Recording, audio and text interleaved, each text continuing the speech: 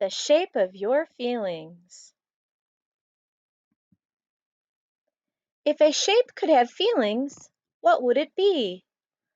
What do you think a cloud shape would feel like, or a circle, or a heart, or a trapezoid, or a triangle? How would that be different than other shapes? If you could show your feelings with shapes, what shapes would you use? How can you show your feelings with shapes? This is artist Henri Matisse. He is very famous for cutting lots of different organic and geometric shapes. He loved to use paper and scissors to make his shapes. This is more of Matisse's work. Can you tell what he was feeling? How do these shapes make you feel? Take a look and see what colors, shapes, and lines he used to show his feelings and emotions in his artwork. What shapes will you use in your art? There are lots of supplies you can choose from this week.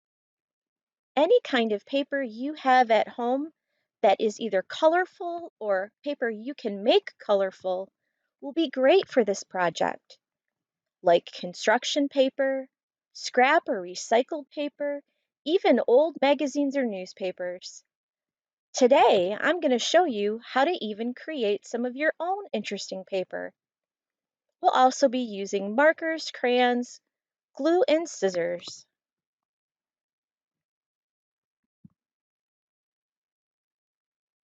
Let's see how to get started.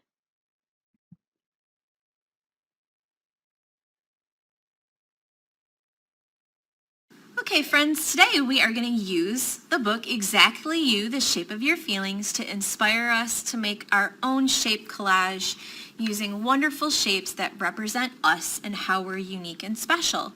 So there are lots of different ways you can do this to make your shape collages.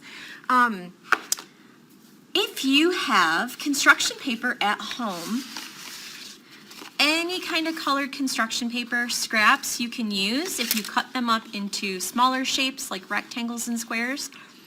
We can add decorations and designs on these to make them look more interesting. Colored construction paper is a wonderful thing to use, so definitely use some of that if you have it. Another thing you can use is any kind of scrapbook paper that you might have at home if your parents allow you to use scrapbooking paper. Any paper that has patterns or designs on it. That's another great thing to use to cut shapes out of. One of my personal favorite is I love to take old paintings that I made that I don't really need anymore, and I love to cut them up into pieces so that I can use them in my artwork. So these we can also draw shapes on and cut them out too. If you do not have any paper at home that you use for art, another thing that you can use to help you is magazine or newspaper scraps. Now don't cut out the pictures and use the pictures, just for look for pieces that have just words on it or pieces that just have colors or patterns that you like, and you can use those too if your parents say you can to help cut your shapes out of. Another thing that I'm going to show you that I want everybody to try is to also make your own paper. And the way that we're going to do this is use markers and crayons and create textures and patterns on them to cut them apart to make our own designs for our shape collage. So to do that, you're going to get a white piece of paper, and I just want you to start by sectioning the white piece of paper off into 4 rectangles by drawing a line straight down the middle one way and then drawing a line in half going the other direction so it looks like a big T. It's okay if they're not all exactly the same size. And then in each rectangle, you're going to texture and pattern it in a different way. So as you can see, I did several here using both marker and crayon. Each one is different.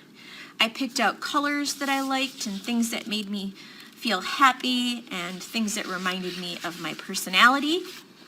And that's what I'm going to show you how to do now. So a fun one to do is the scribble one. That's probably the easiest. You pick out a few different colors of crayons that you think represent who you are and what you like, and we're gonna mix and blend those together. So I'm picking out some red, magenta, and blue as my colors, and maybe I'll use some violet.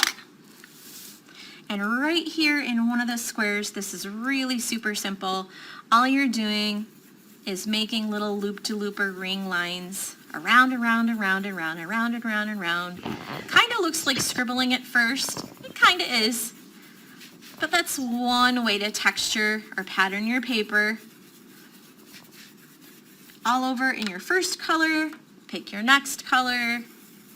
This is red. I'm going right over top of my purple with the red. And then I have another color that looks like magenta or raspberry. This is red violet. I think these colors blend nice well together. And then this is blue. I'm going right over top of those colors with a blue. And when you're all done, you have this really cool color texture. If you filled up the whole shape, it should look really, really interesting. Okay, another one to do that is also one of my favorite is to start with marker. If you have marker, this is a great one to do. And you just start by making some nice big marker dots in whatever color you pick. And then at some point, when you make a few of those dots, you're gonna stop and switch and pick a different color and make color with those dots. Now I don't really want my dots touching each other because I'm gonna add some crayon to this next. Now the next part is you pick a crayon color to go around your dots. So I'm going around and around and around. It's one way to make a polka dotted patterned paper much more interesting than just using marker, and it looks fun to use in artwork. So I'm going to spend some time finishing that pattern up. I'm going to add one more color, and then I'm going to show you guys the next one. I really like that blue. This next one has to do with drawing lines that are similar side by side each other. So to do this, you can again use marker or crayon. I'm going to start with some marker first, and I'm just going to pick any line that I like. I'm going to use a bumpy line. Bump, bump, bump, bump, all the way down my paper. Skip over, do another one. Skip over, do another one. You could do bumpy line, you could do zigzag line, you could do wavy line. Put that marker away, pick a different color that you like. Squeeze some of those in between your first one that you did. It's okay if they touch and overlap each other. I like the bumpy lines because they end up kind of looking like curls. Now I could leave it like that if I really like the way that looks, or I could also try turning it sideways, and I'm going to try adding some blue going the other direction. This marker is a little bit dried out. Let me try a different blue. Some of my markers are getting dried out. Yeah, that looks pretty cool. Just another way to make a patterned or textured paper that you can cut out shapes in. Here, I'll show you a little closer so you can see it. Now you can see I have one more square here. This one you can get really creative with. You could make a big tornado with colors. You could make any kind of lines looping in and out of each other. One that I love to do, that I know a lot of you love to do as well, is do the rainbow colors. So I did some shapes earlier using rainbow colors, and you can kind of see the shapes in my bag. And I just did that by coloring each section rainbow all the way down. You could do tie-dye, and tie-dye is really easy too. It's where you do all the way around in a circle, like that. Kind of looks like an explosion. And you do that in a few places, picking a color. I did yellow first. I'm going to pick the next color to go next to yellow. This is going to be orange, and I'm going to do that all the way around the yellow. This is supposed to kind of look like how a tie-dyed t-shirt looks. And you zigzag all the way around your first color, and then go to my next color, which is going to be red. Go all the way around. See, now it's kind of the order of the rainbow. It's red, yellow, and orange. All next to each other, all the warm colors. Now, if I wanted to keep going, I could squeak in some violet around the edges, because violet would be the next color on the color wheel to go next to red to fill that up. And if you do your lines smaller, you can actually fit the whole rainbow in.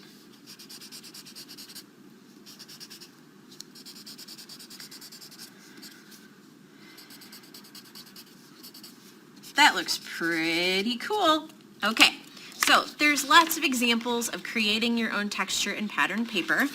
When you're done, you're going to take your scissors and very carefully cut along that line that you drew, cutting those pieces apart.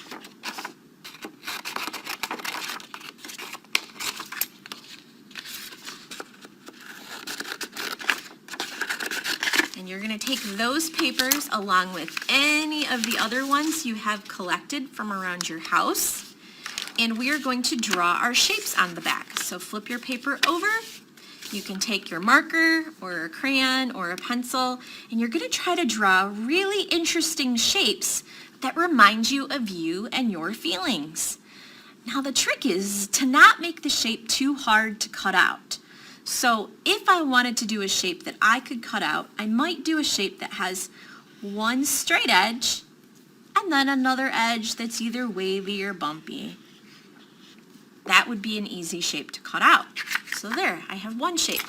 Now I'm only drawing on the back of each paper so I don't mess up my design. This shape, I want to cut out something that is maybe a little zigzaggy. So again, I'm not going to use little teeny lines, I'm going to use big lines. I'm going to make a big shape, not little teeny shapes, because bigger shapes are much easier to cut out. So now I have two. Another shape that reminds me of myself and my personality is the shape of a paint palette, because I'm a painter. Kind of looks like a pear. There's my next shape.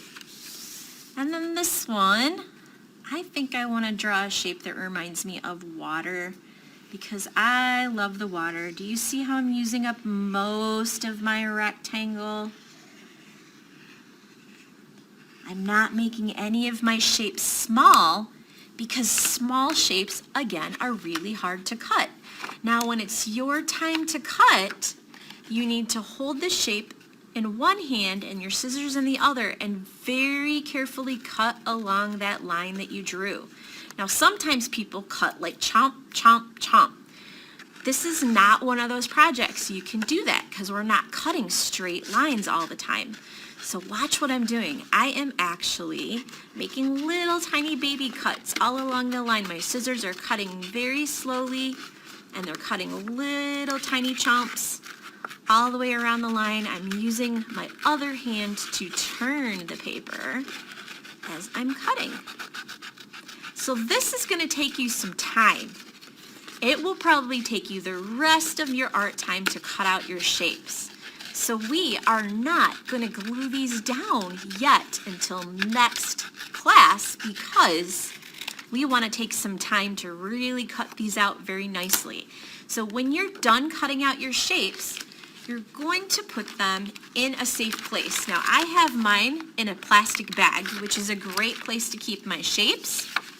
And I'm also going to keep my scraps too, because sometimes the scraps also make really interesting shapes. So at the end of your art time, you're going to put everything neatly away. You can put them in a shoebox, you can put them in a bag, you can put them in a store baggie, you can put them in a folder, any place where you know they will stay safe. And next week, I'm going to show you how to lay all these shapes out and create an amazing work of art with it. I hope you have fun cutting and drawing your shapes today, boys and girls. See you later. Bye-bye.